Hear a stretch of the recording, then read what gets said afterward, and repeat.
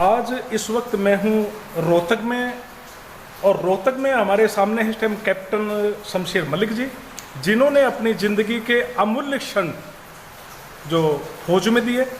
और आज मैं जानना चाहूँगा उस व्यक्ति से जिसको अनुभव है इस फौज के जो नियम हैं, और उनसे जानेंगे अग्निपथ के बारे में। कैप्टन साहब जी, अग्निपथ का आज जगह जगह पे विरोध भी हो रहा है और कुछ लोग इसके पक्ष में भी हैं जी।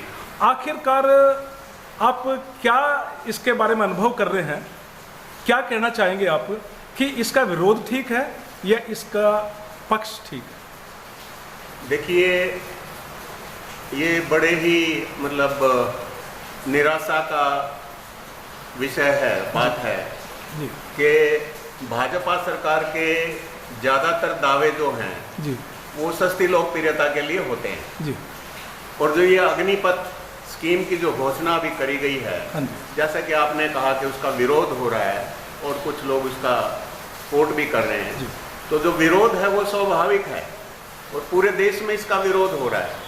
मैं आपसे एक सीधा सा सवाल पूछना चाहता हूँ। जो एक पक्की नौकरी थी, जी जिसमें पेंशन थी, जिसमें मेडिकल की सुविधा थी, जिसमें पूर्व सैनिक होने का एक गर्व था, उसको छीन करके आप 4 साल की नौकरी दे रहे हैं, कच्ची नौकरी दे रहे हैं, ठेके की नौकरी दे रहे हैं। जी तो मैं आपसे ये पूछना चाहता हूँ कि क्या जो अग्निपथ स्कीम के माध्यम से सेना में भर्ती होंगे जवान, होंगे भर्ती, क्योंकि देश में बहुत भयंकर बेरोजगारी है। जी जी आप अगर खाने रोटियां पर भी, जिसको हरियाणवी भाषा में कहते हैं, रोटियां पर भी अगर किसी को बुलाओगे तो तैयार हो जाएंगे।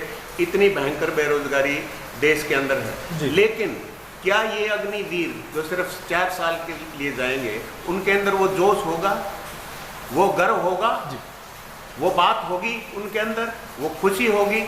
नहीं, बिल्कुल नहीं होगी। पहले दिन से ही उनको मालूम है कि वो सिर्फ 4 साल के लिए जा रहे हैं। और ये सरकार की जो स्कीम है, पूरी तरह से मैं इसको सही नहीं मानता, पूरी तरह से ये गलत है। और पिछले 2.5 साल से सेना के अंदर भर्तियों पे रोक लगी हुई है, कोई भर्ती नहीं हुई है तीनों अंगों में, जी सेना में, वायुसेना में, हाँ जी, और अपनी नेवी के अंदर। और पिछले 2.5 साल में ही जैसे हर साल तकरीबन 60,000 पूर्व सैनिक जो हैं हाँ जी, सेना छोड़ के आते हैं। जी और पिछले 2.5 साल में 2 लाख के करीब जो है सेना में जी कमी है, हो चुकी है सैनिकों की, और उससे पहले भी कमी चलती आ रही है। और उस हालात के अंदर ये बहाना करके कि कोरोना की वजह से भर्ती नहीं कर पाए, हाँ जी, और जबकि कोरोना में चुनाव भी हुए, सैकड़ों रैलियां जो हैं देश के बड़े बड़े नेताओं ने, सभी दलों के नेताओं ने एड्रेस करी हैं, बड़े बड़े धार्मिक वो भी हुए हैं, स्नान कर रहे हैं लाखों लोग, हाँ जी, या दूसरे जो भी उत्सव या जो भी है सभी धर्मों के, सभी मजहबों के हुए हैं। क्या सिर्फ ये कोरोना इससे साफ जाहिर नहीं होता है कि भर्ती को जानबूझ के टालने के लिए कोरोना का बहाना किया गया? कैप्टन साहब, आपने स्वयं 10 साल तक एक अधिकारी के तौर पर सेना में सर्विस की है। क्या आप अपने सर्विस की तुलना अग्निपथ स्कीम के साथ करना चाहेंगे? जी, देखिए, वैसे तो एक अधिकारी या ऑफिसर की ट्रेनिंग और उसकी जो जिम्मेवारियां हैं जी, वो एक जवान की ट्रेनिंग और जिम्मेवारी के थोड़ा सा अलग होती हैं। हाँ जी, और जैसा कि मैंने एक शॉर्ट सर्विस कमीशन के तहत OTM चेन्नई में 9 महीने की ट्रेनिंग करने के बाद 10 साल सेना में नौकरी करी।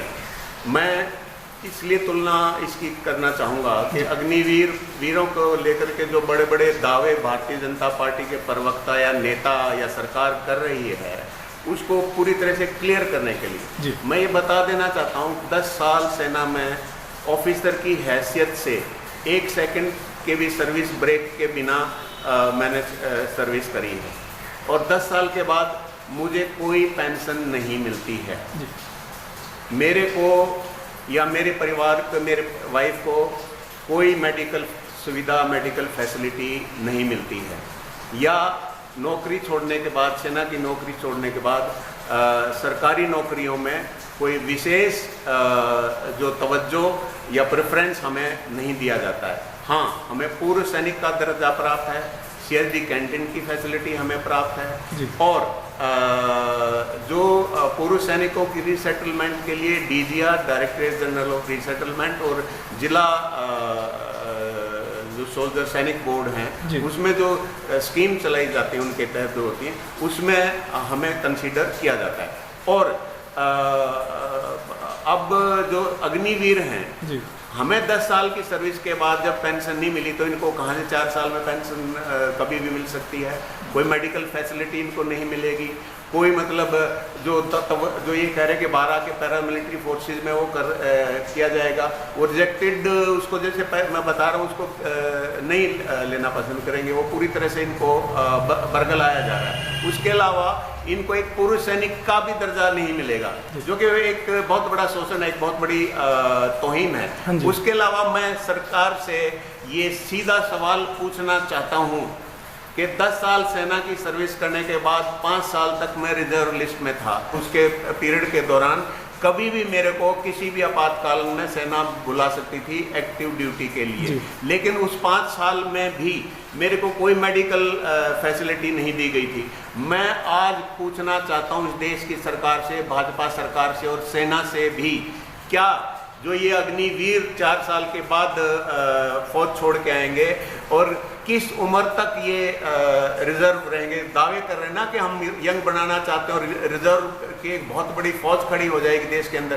क्या किस उम्र तक वो रिजर्व रहेंगे, कितने साल तक रिजर्व रहेंगे, और उस रिजर्व पीरियड के दौरान भी क्या इनको कोई मेडिकल फैसिलिटी दी जाएगी या नहीं दी जाएगी? मैं ये पूछना चाहता हूँ। तो इस तरह से मैं ये तुलना कर रहा हूँ कि ये पूरी तरह से इनको भ्रमित किया जा रहा है। और जो अग्निवीर ये जो मैं फिर कह रहा हूँ, ये जो अग्निपथ जो स्कीम है, इसको सरकार को तुरंत वापस लेना चाहिए। कैप्टन साहब, ये तो कहा जा रहा है कि भाई 4 साल के बाद इनको मतलब 11 लाख रुपए दिए जाएंगे।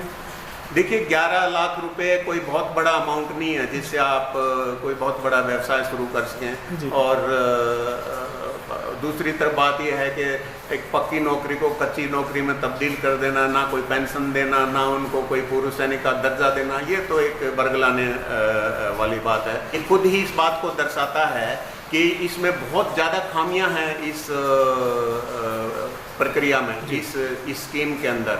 अगले दिन ही सरकार को इसके बचाव में आना पड़ा और नई नई घोषणाएं करी उन्होंने, अमेंडमेंट्स करी कि इतने का इंश्योरेंस होगा, 21 साल की जगह आपको 23 साल किया जाएगा, और दूसरी चीज़ें भी वो उन्होंने साथ साथ करी।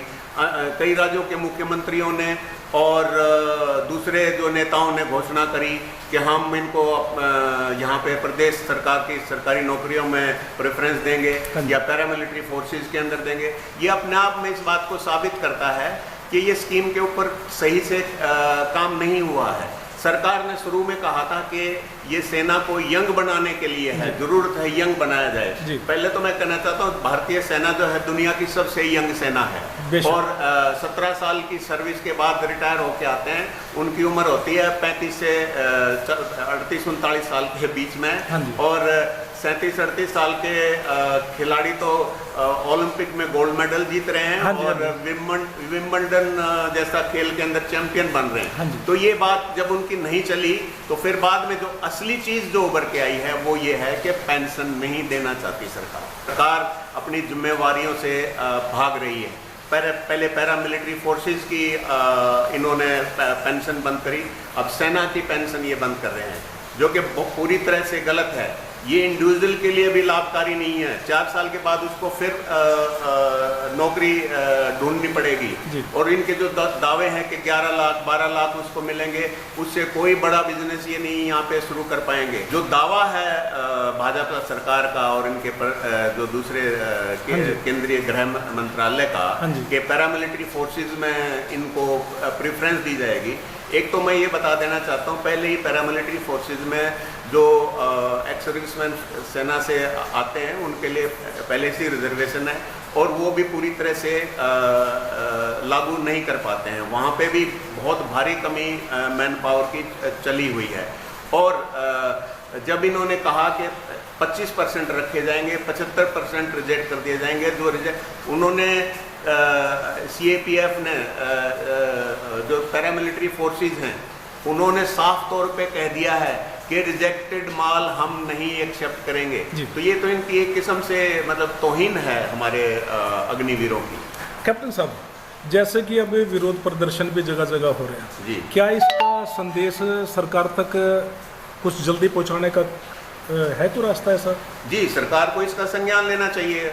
पूरे देश का जो पूर्व सैनिक हैं, खासतौर पर जो वरिष्ठ पूर्व सैनिक अधिकारी हैं, उन्होंने ज़्यादातर ने 80-90% ने इस स्कीम को बहुत ही गलत बताया है, सेना के लिए भी, रेजिमेंट के लिए भी। और जो उसके अलावा जो पिछले 7-8 साल से मोदी सरकार, ये एकदम से नहीं गुस्सा भड़का है युवाओं का। आप ये देखो, पिछले 7-8 साल से रेलवे है, एयरपोर्ट है, LIC है, BSNL है, ये सब चीज़ें में मतलब इनका निजीकरण किया जा रहा है। और सरकारी नौकरियों के लिए फॉर्म भरवाए जाते हैं लेकिन पेपर नहीं करवाए जाते, पेपर करवाए जाते हैं तो रिजल्ट नहीं निकाला जाता, रिजल्ट निकाल देते हैं तो इंटरव्यू नहीं करते, इंटरव्यू करते हैं तो अपॉइंटमेंट लेटर नहीं दिया जाता, और अपॉइंटमेंट लेटर भी मिल जाए तो किसी ना किसी कोर्ट से उसके ऊपर स्टे करवा दिया। एक बहुत बड़ा स्कैम है। पिछले 7-8 साल में हमारे युवाओं से ये प्रदेश सरकारें और केंद्र सरकार 13-14 हज़ार करोड़ रुपए इकट्ठा कर चुकी हैं। पीछे मार्च के महीने में ही मेरे ख्याल में पटना और इलाहाबाद के अंदर जब रेलवे की भर्ती का पता लगा कि पोस्ट है ही नहीं, क्योंकि रेलवे का प्राइवेटाइजेशन किया जा चुका है पूरी उस तरह से 90,000 पोस्ट तो रेलवे की इन्होंने दी। उसकी मेरे ख्याल से लोकसभा में ही माना है कि हमने वो ख़त्म कर दिए। तो ये सारा पायलअप हुआ है, मतलब इकट्ठा हुआ युवाओं का आक्रोश। उस वजह से ये विरोध प्रदर्शन हुआ। आखिरी सवाल आपसे, किसी भी कानून को सरकार बनाती है जी, और सरकार ही लागू करती है, सरकार ही कानून को वापस लेती है। क्या अपील करना चाहेंगे आप मोदी सरकार से इस अग्निपथ के कानून के बारे में? देखिए, ये बहुत ही सही सवाल है आपका। मैं भारतीय जनता पार्टी से निवेदन करना चाहता हूँ कि वो अपनी गंदी राजनीति के अंदर कम से कम देश की भारतीय सेना को उसमें उस गंदगी में ना अपने साथ घसीटे। भारतीय सेना दुनिया की सबसे एक अच्छी बड़ी प्रोफेशनल सेना है। अब इस अग्निपथ का बचाव करने के लिए सेना के उच्च अधिकारियों को आना पड़ा। वहाँ पर सवाल पूछा गया कि क्या ये स्कीम वापस होगी, तो वहाँ पे उन्होंने जवाब दिया, जो जवाब बीजेपी के मतलब देश के जो रक्षा मंत्री हैं उनकी तरफ से आना चाहिए था। वो देश के जो अधिकारी हैं, सर्विंग जो ऑफिसर हैं, वो ये कह रहे हैं कि ना ये स्कीम वापस नहीं होगी। आप कौन होते हो भाई? देखिए, मैं उनका मान सम्मान करता हूँ, पूरा आदर सम्मान है उनके लिए, लेकिन मैं उनसे पूछना चाहता हूँ कि आप कौन होते ये कहने वाले कि ये स्कीम वापस होगी कि नहीं होगी? ये देश प्रजातंत्र है, यहाँ पे कानून लागू होगा, कौन सी स्कीम लागू होगी, कौन सी वापस होगी, उसका फैसला देश की जनता, देश की संसद या सरकार करेगी। इसलिए मैं कहना चाहता हूँ कि ये जो सेना को की आड़ में जो घटिया राजनीति भाजपा सरकार कर रही है, ले रही है, उसको बंद करे और इस अग्निपथ स्कीम को तुरंत वापस करके पुरानी जो स्कीम है उसके तहत सेना में भर्ती की जानी चाहिए। बहुत बहुत शुक्रिया कैप्टन शमशेर मलिक जी आपका, आपने इतनी जानकारी दी, बहुत बहुत धन्यवाद जी।